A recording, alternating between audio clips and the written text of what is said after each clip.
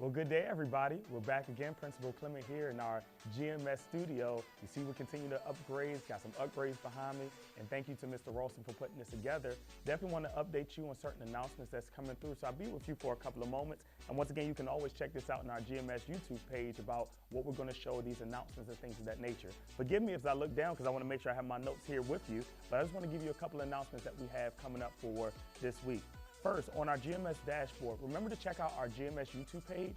You can also subscribe to the page where on October 21st, for some people at the conference, I went over some SGM work, some student growth measures that teachers need to do for their end of the year evaluation. You can check out that video there so you can look to see how you will go for your SGMs. And teachers, I want by December 1st, if you could put your pre-test data in so that way I can go ahead and start approving it so you can go through that finalized process.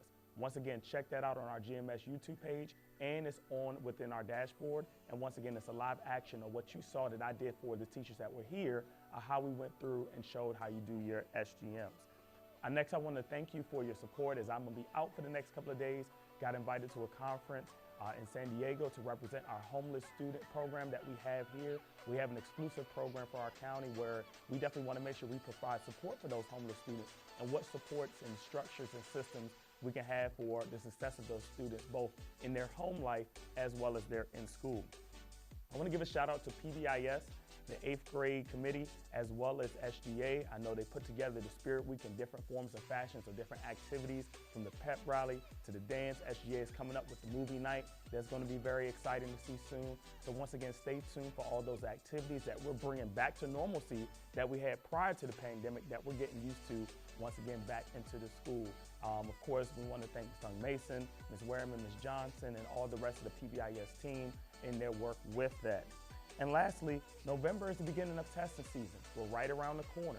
So we're going to have some benchmark testing that's coming up for reading, MISA, as well as math. So Mr. Robinson is going to be sharing that information.